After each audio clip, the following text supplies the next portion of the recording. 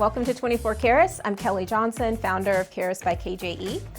You are in tune for another treat. We are wrapping up an amazing conversation about inclusive leadership with just a tremendous panel of leaders who have shared their insight, their wisdom, and experiences with us. So if you missed previous episodes, make sure you go back because there is so much here for you to learn from and to share with your organization. So as we get ready to wrap up, this is a little bittersweet because I've enjoyed the conversations that we've been having.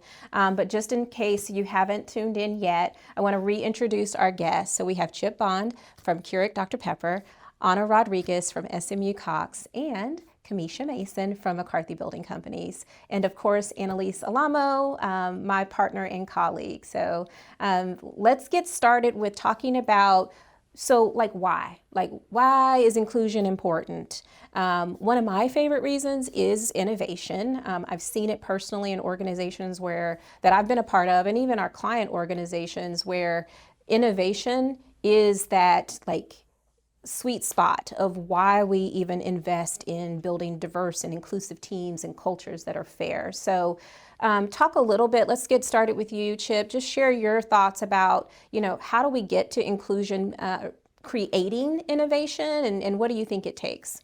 Yeah, this topic for someone from my industry is super deep. So in consumer products, one of the first things, there's a story they tell at P&G apparently, which I haven't worked at. They used to tell everyone that started, you are not the consumer on day one.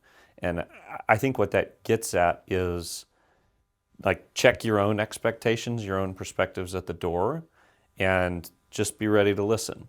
Come prepared to understand what's actually out there in the market. What needs do people have? What are they looking for?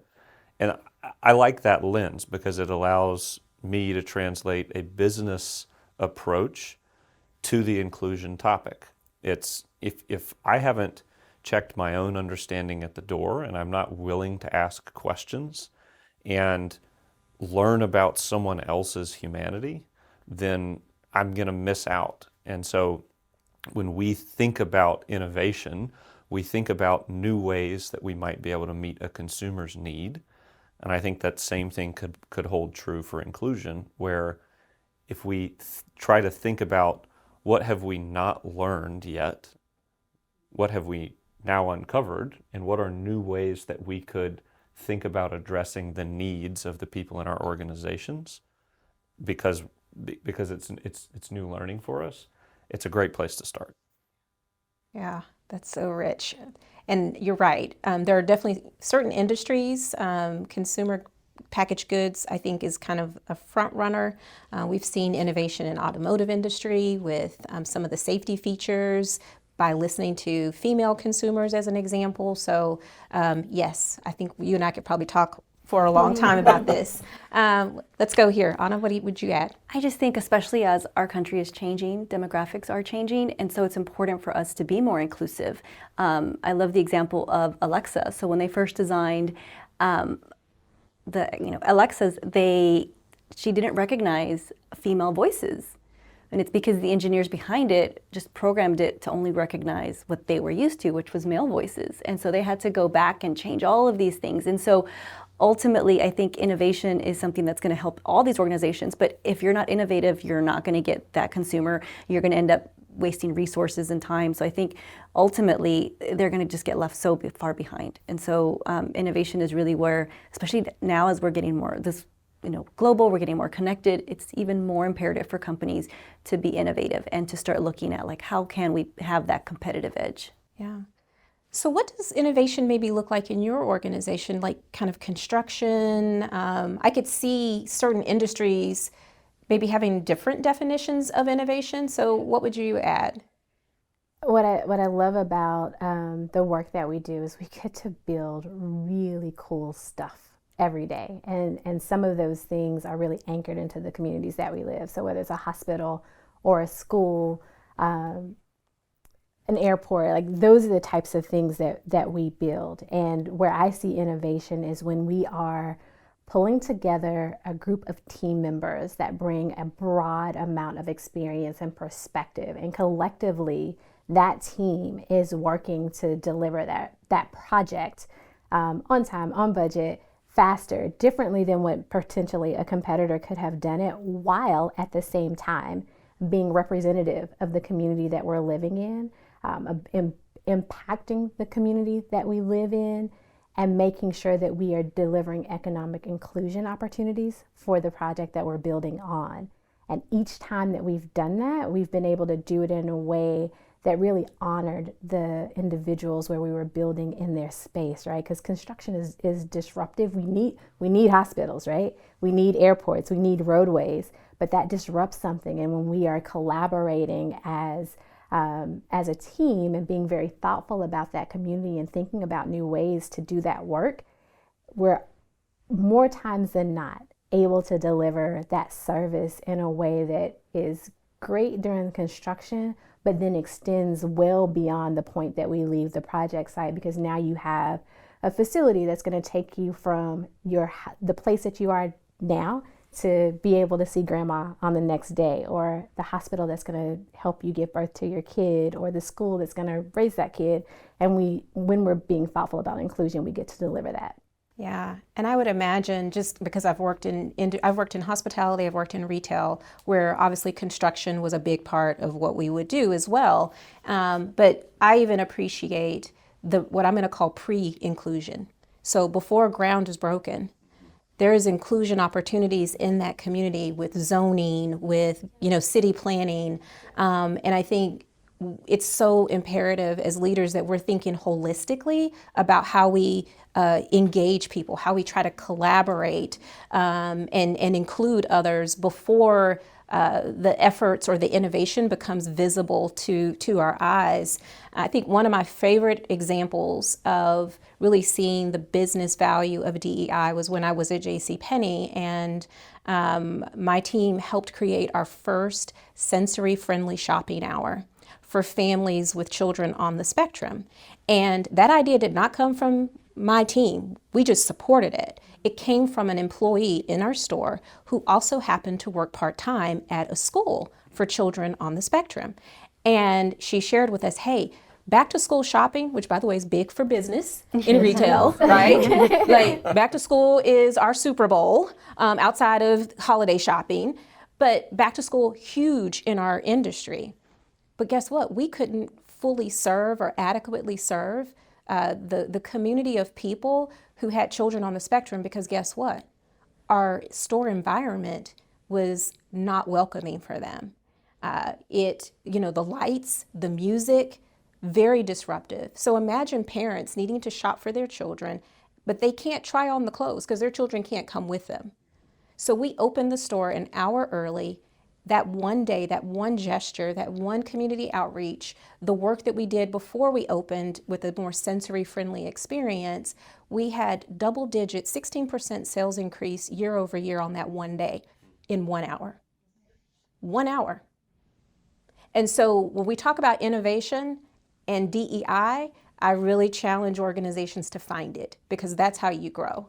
And that's how your people grow. So I know, Annalise, you were going to talk a little bit about like how do we even equip leaders to tap into the things that we're talking about? Yeah, because I think summarizing all the things that we talked about, not just in this episode, but in the previous episodes, it can be overwhelming, right? For a leader, like, okay, I get it. I get that inclusive leadership is important, but I think I'm doing all the right things, right? Because I hire the best talent. I don't care what background, and so, what would you say, and I'll start with you, Kamecia, on how important it is for training, right? And the right type of training and what is available out there for inclusive leaders, so that it is not just the DEI office or the HR department or the expectation for them to deliver. So talk about training and how that's important. It's critical, right? Like inclusion happens on a continuum, and learning happens very much in the same way. What was really critical for an inclusive leader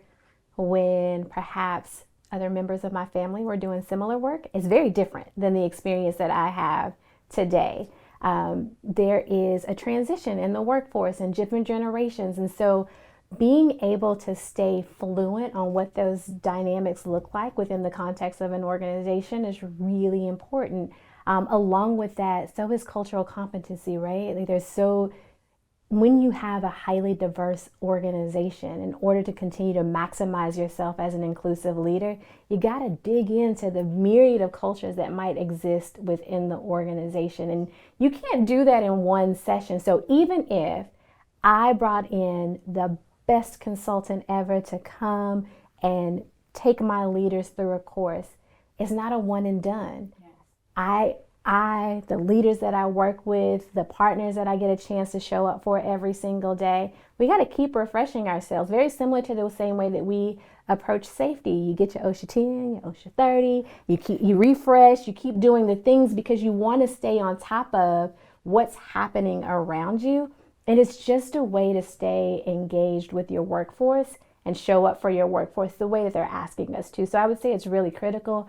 I would also say that most leaders that I have the pleasure of engaging with are really interested in continuing to grow, and this is another way for them to do that. Yeah, I like what you said about not a one and done, not a check the box. Because just because I go through an empathy training for 1 hour doesn't mean I'm going to be empathetic right away. No. Right? It's practice, it's accountability towards those skills. So, how often do we do sexual harassment and ethics training? Every year. Every year on the dot, right? You have to check that box. Just in case anybody forgot that that's not okay. I'm going to remind you. Exactly. So even more so with some of these maybe softer skills types of things of checking ourselves. Anything to add there, Anna? I hate the word training because I think that it's not effective, right? We do need to have transformational experiences, and they need to be more than just a check the box. And so absolutely, I think learning needs to be part of the culture of the work environment that you're nurturing, that you're fostering. And it is important, right? And for everyone, not just for your diverse leaders who you don't see representation within influential roles, but also for the very top, for the C-suite. I think everyone needs to say, I'm open to learning and I have the self-awareness to realize that I don't have the answers, but I can contribute towards making a positive outcome. I think you just said all the things that we stand for, which as a part of the education part of our work, and we also have training is the common term, right, for organizations, but we also refer to individual transformative experiences. That's really when the training is working. Exactly. When you have that aha moment, when you have light bulb moments, and we as a team internally celebrate that when we witness our clients as we do the training go through those transformative experiences, because that's not just going to carry over in their professional, it's going to carry over in their personal lives as well. And we've got countless stories of how applying the things that we're learning, being an inclusive leader, is not just for our teammates at work. It's also really, how do I be an inclusive parent? And a lot of those things apply. So I love what you said about that. You're speaking our love language. So, Chip, anything to add? Yeah, you took one word that I was going to mention, so we're on the same page. But I like what we've covered. We sort of talked about like actual business innovation to start, and the benefits, the financial benefits of that. So knowledge is super important. I think all leaders need to have the knowledge of the potential impact that doing inclusion well can have on their organization. But people don't change until they have different experiences, or they add experiences, as you were mentioning, to their Rolodex of lived life. So that's the second piece, and I think they need to be sticky experiences that stay with people. The things that are stickiest to us as humans are relationships and stories. So how can we create opportunities for our leaders to develop relationships with people that aren't like themselves for any number of different reasons, the visible, the invisible, etc. But that stays with people. And if they develop those relationships and know those folks' stories, they can't go back and do their job exactly the same way that they used to. Yes, and that's money. And I know Kelly's like, yes, bringing that up, because we talk about networking and kind of the circle of people that you bring around you. You naturally gravitate, I think you mentioned earlier about the introverts, right? I naturally gravitated to people who were into fitness because that was my background, and my husband's a personal trainer and all of that. I didn't realize I was hiring all these people that had like college athletic backgrounds and things because I associated that with certain attributes on like leadership or success or whatever, what have you, right? And so I think what you said is is money, about often we surround ourselves, our network is probably very closely assimilated to what we consider as our likes and beliefs and things like that.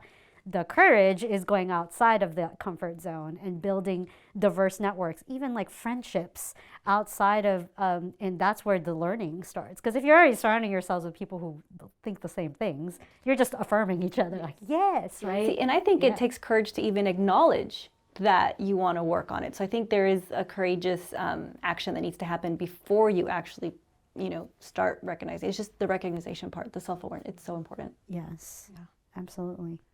Yeah, I think right on the money, as usual, with this conversation. But I would also just add and maybe kind of close out with something that a client shared with us. And this person, hopefully this isn't offensive, but very kind of tough as nails leader, kind of like hardcore, not a whole lot of warm fuzzy wouldn't be a description that you would apply to this particular leader. And we had done a series of work with them, and at the kind of, I would say we were 3/4 of the way through some of the initiatives that we were trying to help them implement. And this person said, "Oh, you're just trying to make us better managers." Like it took many months, they approved it, they were the decision maker, they signed off on it. But it took that individual transformative experience to say, oh, okay, like you're not really like doing anything to us. You're just trying to make us better people, better managers. So I count that as a success and a win. But I think it totally kind of summarizes, I think, what we're trying to help leaders understand, that yes, there is absolutely a financial kind of component to this work through innovation, through being able to kind of attract and retain great talent. But at the end of the day, it really goes back to what does this mean for me? And what's the impact that I want to make in the world, in the organization, in my community, in those that are around me? Because it can certainly be much more than I think we sometimes kind of put in a box when it comes to DEI. So, all right, this has been fantastic. We're done already? I know. Can we do episode 5? I know. We totally need a bonus episode, but I'm thinking you all should just come back. So let's just kind of do this again, continue the conversation. You all are doing such great work in your organizations. On behalf of our team, I want to thank you for being the change makers, right? So being the difference every single day, because you are demonstrating courage, probably more often than you sometimes might even want to, but just know that you've got our support here at Karis, and we're so grateful for you. All right, everyone. I hope that you have enjoyed this series on inclusive leadership as much as we all have. Come back for more of 24 Karis, where we help you live out your values, your commitment to diversity, equity, and inclusion every single day. Be sure to share this episode and subscribe to our channel. Until next time.